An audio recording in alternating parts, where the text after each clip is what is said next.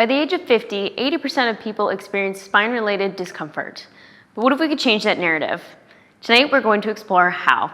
Hi, I'm physical therapist Katie Wolfley, and tonight I'll be joined by fellow physical therapist Joe Mescall to teach you how to keep your back healthy over the years. Admittedly, we're all at different starting points when it comes to back pain. Some people experience minor on and off pain, some people experience constant flare-ups, and others may have thrown their back out or be experiencing post-operation complications. While tonight is all about low back health, it's always important to listen to your body or speak to a physical therapist prior to beginning any program. In tonight's class, we'll provide an overview of the low back and how it's susceptible to injury, uncover the secrets of lifelong spine health, and learn practical strategies to protect and strengthen your spine at every age of life. And as we progress through tonight's program, please put any questions you may have in the chat. We'll cover them later in our live Q&A. Hey everyone, welcome to our wellness series of exercising with low back pain. I have with me Joe today. Welcome. Hey guys, I'm Joe Mescall. I'm here to talk to you a little bit more about your lumbar spine. Awesome. Do you want to give us a little intro on common structures and things that we deal with of injury of the low back? Absolutely. First, I want to preface that our spine is such an integral part of our body.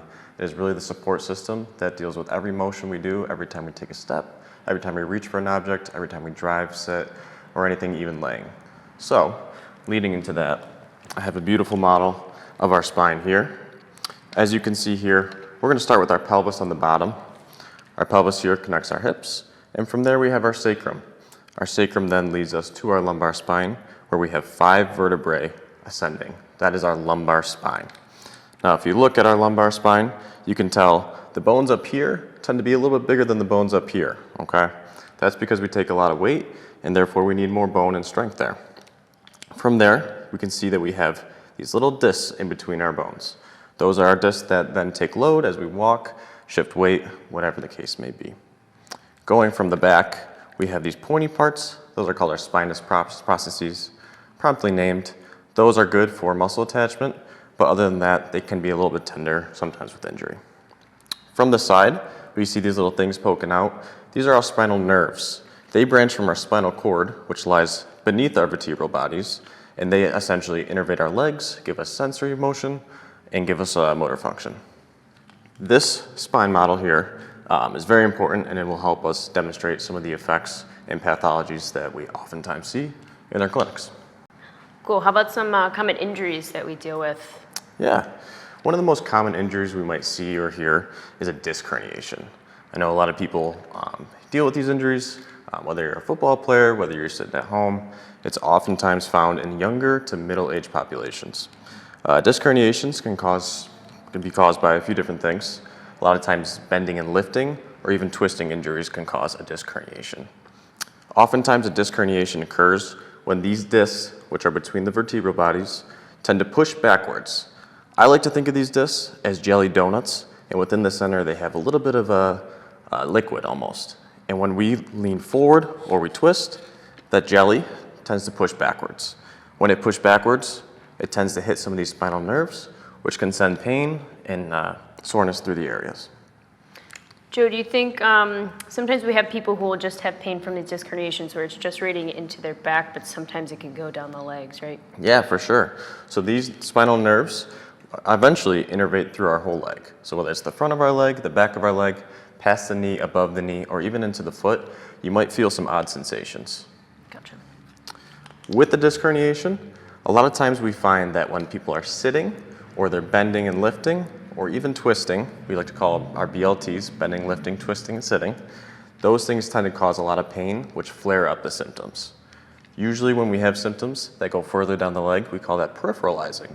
Those are usually motions we want to kind of avoid. Anything that causes the symptoms to travel up or even centralize, as we call it, to the low back, those are things we want to continue, and those are things that will tend to get us better.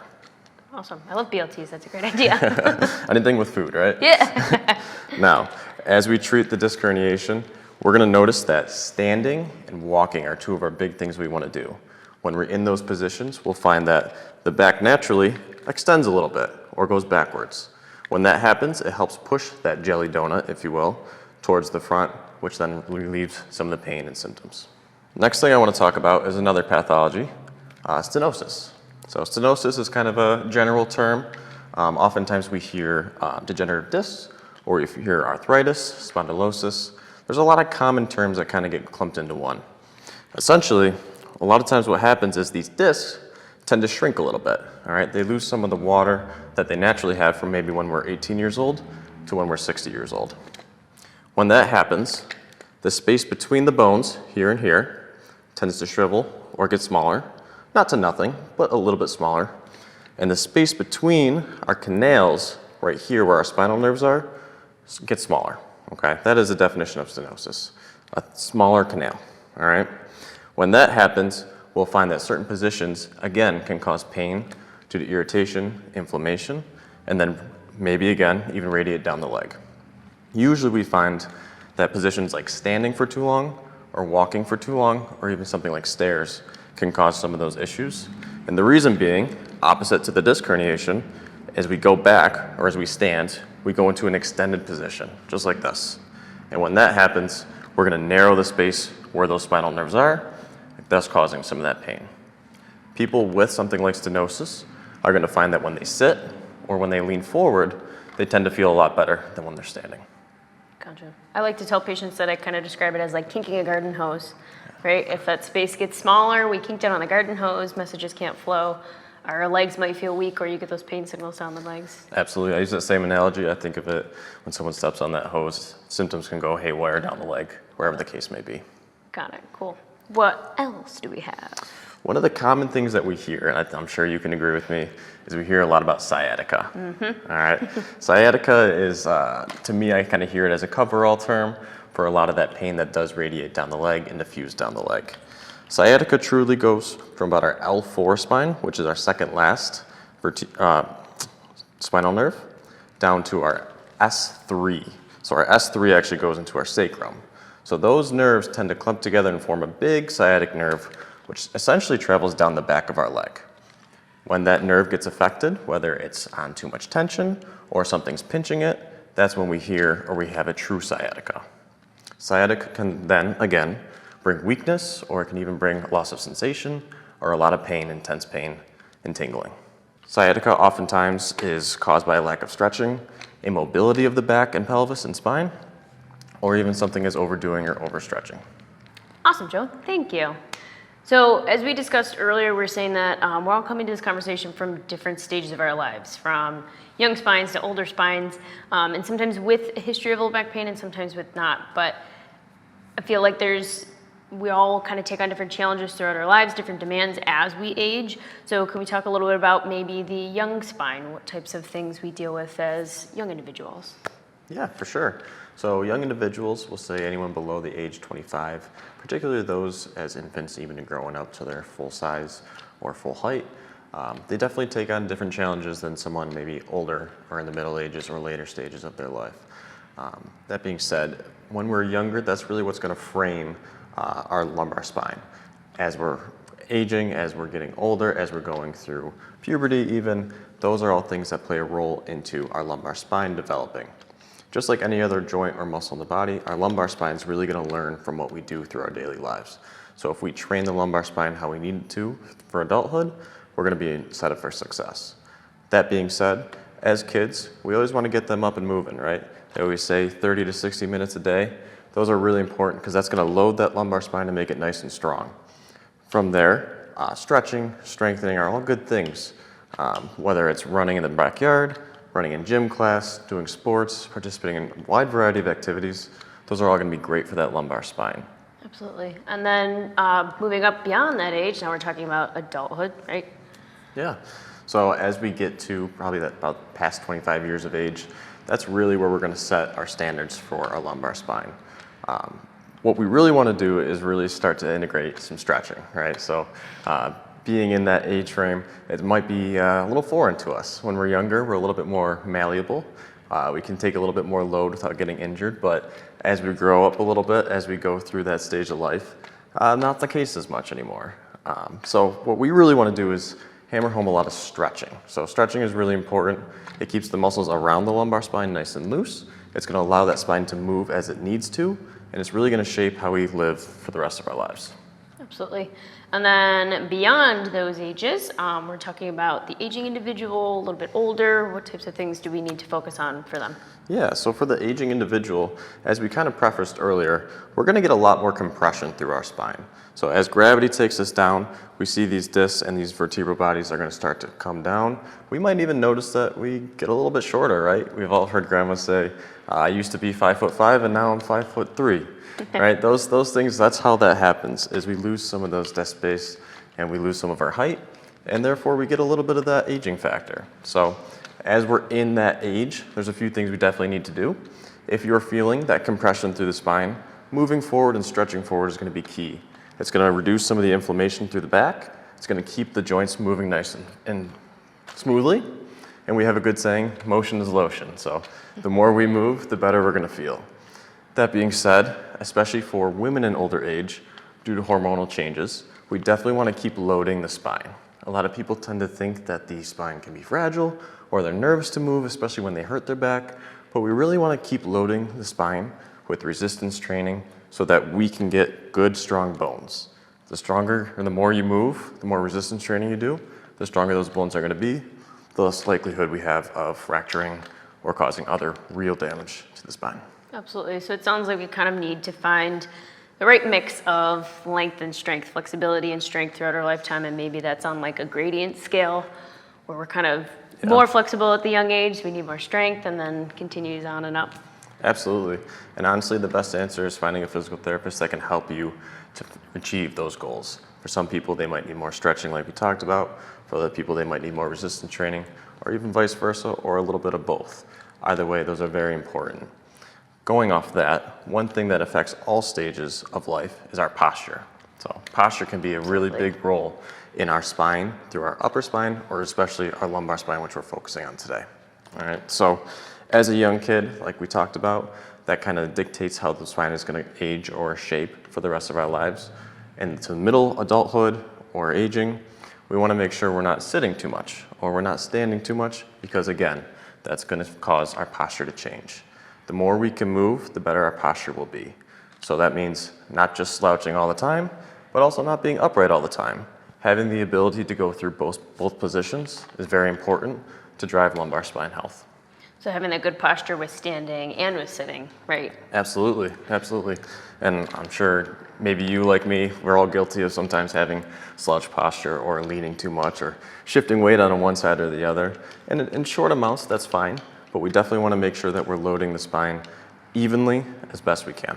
Absolutely. I've even heard the phrase that posture isn't just about like how you stand or sit still, but that your ability to move in and out of postures is really important to have that strength and build, right? Absolutely. That's why a lot of times you and me, probably both alike, we tend to do a lot of exercises based on dynamic loading or balance, right? Anything in balance is really going to help shift and manipulate our spine to how we want it to be and how we want it to train to make it as strong as possible. Whether it's carrying objects in front of us, carrying objects to the side of us, all things we do through our daily life that we really need to get maximized and keep our spine nice and strong so we can do them when we go to the grocery store or when we go up and down stairs or when we're putting the star on top of the Christmas tree, etc., etc. While all that dynamic training is very valuable, we tend to see a little bit less of that through our daily lives and with our patients here. We both can agree that in this day and age, we tend to see a lot of people that are sitting more often throughout the day than they are moving around. Due to technology, using phones, using computers, working from home even watching TV on a Sunday, Monday, whatever the day might be, a lot of people find themselves sitting for prolonged periods of time, thus affecting their posture. I've also even heard that the importance of us sitting, our consecutive hours of sitting that we're doing throughout the day, is having a higher rate of impact on our life expectancy. Fun fact, I've heard that someone who sits 11 hours a day compared to somebody who sits for 13 consecutive hours within a day, they're going to have the 11-hour a better life expectancy, that they're going to be able to live longer, have a healthier lifestyle, because if we're sitting too long, that's going to take wear and tear on our bodies. Yeah, that's amazing. That's definitely something to keep in mind. That being said, when we are sitting for prolonged periods of time, even if you know you can't get up, there are definitely strategies we can do while sitting to keep our posture up, to get nice lumbar spine health. That's just keeping our shoulders back, straightening out our pelvis, just going for prolonged periods of time so we can break up our day, break up our posture into different positions. And maybe even using aids, like maybe a little lumbar pull if that helps you sit into a better posture to bring you up into a better position with our spine. Or if you do work from home or you are stuck to a computer, maybe elevating our monitors so that it brings our eyes up. That automatically brings us into a better position, top to bottom. So finding those different strategies maybe to help us keep ourselves in better spine health and put us in the best path to be successful, even if we have to sit throughout those timelines. Absolutely, that all creates better, stronger lumbar spine health. All right, so now that we've talked a little bit about the spine, the structures, what changes as we age, maybe we can talk about some practical strategies for some of these things that we were talking about dealing with. Absolutely. Let's start with our stenosis patient. So going back to that condition, we're going to talk about the patient that maybe has a compressed spine, someone maybe in their older stages of life, mid to older, and someone that tends to like to sit more and has a lot of pain with walking and standing. So for someone like that, we're going to start in a seated exercise. Okay. So we're going to take this chair that we have right here. I'm just going to turn it to the side so we know, you can see from the camera here. I'm going to have Katie take a seat right in the chair. We're going to keep it very simple with this exercise. All I want Katie to do is use her hands and travel down her legs and lean down towards the floor until she feels a stretch right through her back here. As she does that, she's going to hold for a couple seconds, maybe 2 or 3 seconds, and then come right back up. And she's going to repeat this 10 times. Now, if this feels good, I'm going to have her take a little break and go for another set of 10. This exercise, like I mentioned, is meant to stretch out that low back, maybe open up a little bit of joint space, and then clear some of that inflammation, make her feel better afterwards. Joe, if this is a little uncomfortable for someone going all the way down, can we make a little change? Absolutely, absolutely. You want to go through your comfort. If any of this provokes pain, you want to modify it a little bit. So for someone in that case, maybe they go all the way to their shoes or to the floor and it's painful, you're going to want to just follow maybe to the knee or to the mid-shin. Whatever is a comfortable spot where you still feel a stretch, but you don't feel that pain. Beautiful. Cool. Throughout the day, I'm going to recommend that Katie does this every time she has a meal, so 3 times a day. I like to do that. It keeps it nice and simple, gets people in a good routine. I like it. Awesome. Next stretch we're going to do is actually standing. So I'm going to have her upright, and she's going to come to this side of the chair. Now this stretch is called a sink stretch, and it's appropriately named because at home she would use a sink. For demonstration purposes, we're going to use a chair, but I really recommend safety-wise using a sink that's nice and dry, so that way we don't slip. So Katie's going to put her hands on the chair where the sink would be, almost like she's grasping inside that sink. From there, she's going to stand about half a foot away from the edge where the kitchen counter would be. She's going to keep her feet at shoulder width distance, and she's going to lean back, hinging at the hips, just like this, so that she's leaning forward. This is going to allow her to stretch that back again, but more importantly, as she's holding with the arms, she's going to get a little bit of what we call traction or spacing between her spine. She's going to hold this for about 4 seconds and then come back up, and she's going to repeat this process just like the last time, 10 times. If she feels good after that 10th time, she's going to take a mini break, maybe 30 seconds to a minute, and she's going to go for 1 more set. Just like the last one, she's going to do this 3 times a day. Again, follow your meals, make it nice and easy for yourself. Any recommendations for knees? Yeah, so if you have a lot of knee pain and you're swinging back and you tend to have more knee pain, what I recommend is actually keeping your knees nice and straight. By keeping your knees nice and straight, you might get a little bit more comfort, but while you do that, you might actually also get some hamstring stretching through the back of the leg. That is okay as long as it's comfortable, and again, if it's not comfortable, don't go as far. Katie's very flexible, unlike me, so she might be able to go a little bit further than me, and maybe you. But go to whatever's comfortable, as long as you feel that stretch and no pain, that's gonna be successful for you. Good, feels really good. Awesome, nicely done there. Let's move on to our next one here. We're gonna talk about the condition of disc herniation. So, reminding you guys that the disc herniation is gonna present with back pain, often caused by forward bending, lifting, sitting for prolonged periods of times, or even twisting. So for a disc herniation, the first movement we're going to do is we're going to stand with our feet at about shoulder width apart with our hands on our hips. Perfect. Now we're going to use the webs of our hand to kind of feel that pelvis so we know where we're standing. From there, all we're going to do is nice and gently and slowly lean backwards, almost like we're driving our pelvis forward and our head is going backwards. Good. Now as we do that, as long as it feels good, you're going to go as far as you feel comfortable with. If you get to a point, just like the other stretches, where it's bothersome in any means, you're gonna stop it there. We don't want this to go into any pain whatsoever. You're gonna hold this one for 1 to 2 seconds, and you're gonna repeat this 10 times. If at the 10th time it still feels good, you're just gonna take a 30-second to a minute break. From there, you're gonna do one more set and do this 3 times a day, just like your other exercises. Great. Awesome. Next movement we're gonna do is a little bit more dynamic. So we might get a little bit more balance out of it. We might even get a little bit of strength out of it, but it's something very doable at home. What we're gonna do is we're gonna stand in a very similar position to start with, and we're gonna choose a leg, whichever one you like first, right or left. Right for Katie. What she's gonna do is she's gonna take a step backwards, about half a step or a full step, and then she's gonna throw her arms up into the air. By doing so, you're gonna see that the front part of her body is gonna stretch out, maybe through the hip flexor, maybe even into the back, maybe even through the torso. As she goes into this position, she's gonna hold for about a second, then she's gonna come back to that neutral position, and then she's gonna alternate legs. I like to keep it even, but I like to alternate at the same time, so we're not overdoing one side versus the other. She's gonna do this for 10 times on each side, so a 20 count total. Again, she's gonna reassess if it felt good afterwards. She's gonna take a quick break, 30 seconds to a minute, and then she's gonna do another set. But this looks perfect. Feels pretty good. Awesome. Last one we're gonna deal with is sciatica. Okay, so reminding you guys, sciatica is often caused by that understretching or some neural tension of that nerve that comes from the low back and goes down the leg. This movement, we're actually gonna take a seat right in the chair here. Now in the chair, what I want you to do is we're gonna use just the right leg to start with. I'm gonna have her point her toes up towards the ceiling. From there, she's going to kick up until she feels a stretch, but she's also gonna look up as she goes, just like that. From there, she doesn't have to hold for very long. She's gonna come right back down, and she's just gonna repeat this process. Again, same as the other exercises. If you go so far that it starts to hurt, take a little bit off. This should be nice and easy. And we're gonna go for 10 on that side, 10 on the other side, and then we're gonna see how she feels. She feels pretty good. We're gonna repeat this process after about a minute or so and do another set of 10. Awesome. Thank you. You're welcome.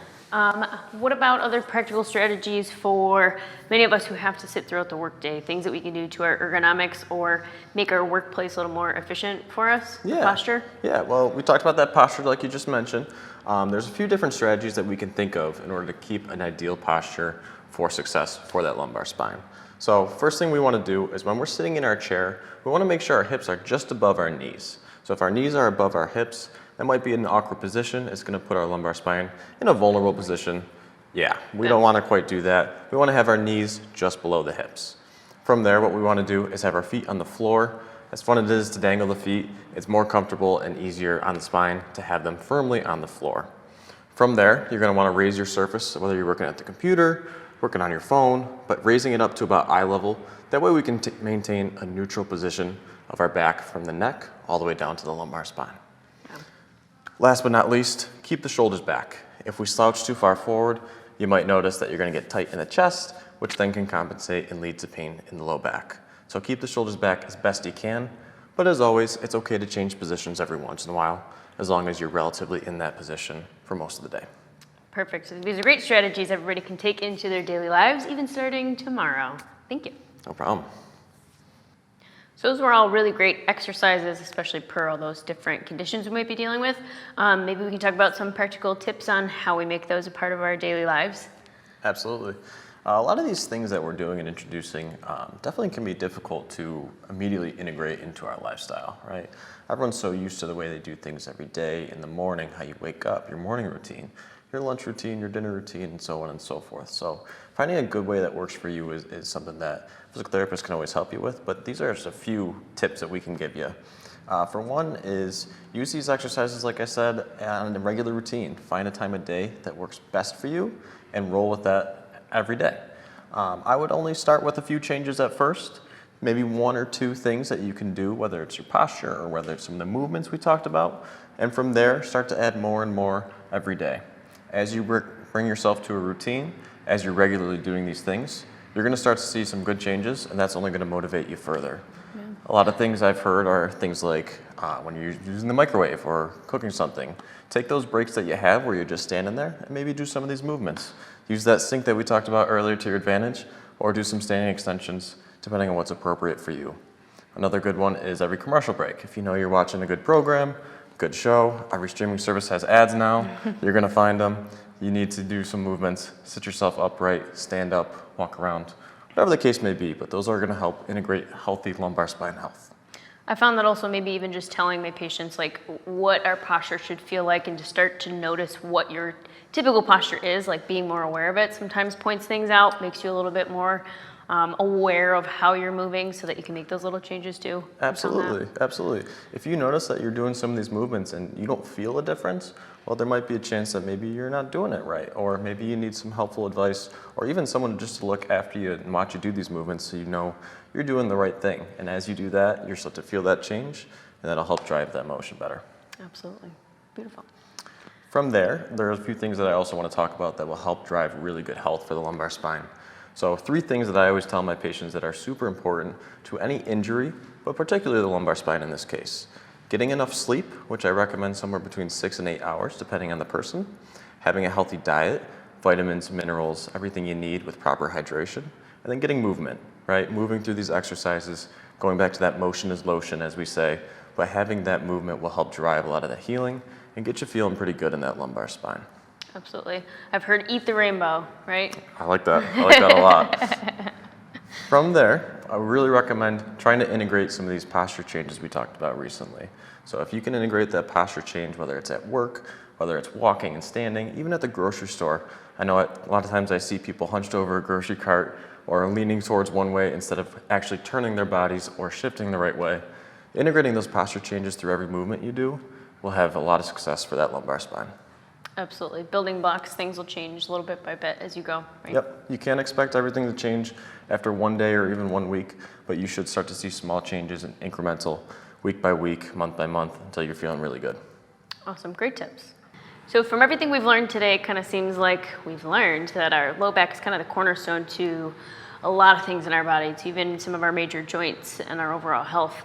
So it seems pretty important that we should probably get on top of good health in our spine, whether we're having issues or not, right? Absolutely. Lumbar spine health is a lifelong process. It's something that we can do before an injury. It's something we can do after an injury. It's something we can do through our whole life. It's never too late to start something like this. And it's never too early to start some movements, some healthy habits of the lumbar spine, just so we can stay as healthy as we can be, stay as mobile as we can be, and do everything that we want to do. At the end of the day, it's really, we want to do whatever comes up in life. We want to be able to achieve our goals. We want to be able to garden. We want to be able to play sports. Whatever the case may be, whatever it might be for you, it's very important that we have healthy lumbar spine health so that we can do those things. For example, a few things that a healthy lumbar spine can do is it improves quality of life. It can improve our sleeping habits. It can improve our exercise. It can help us in sports, whether you're young or old, achieving what we want, whether it's a golf swing or a hockey stick or even a jump shot, whatever the case might be. And it's just really good for even our hip, knee, ankle, and foot health. Sometimes those pains that we have down there actually come from the lumbar spine, so it's important to get that checked out. It's important to be healthy in that lumbar spine.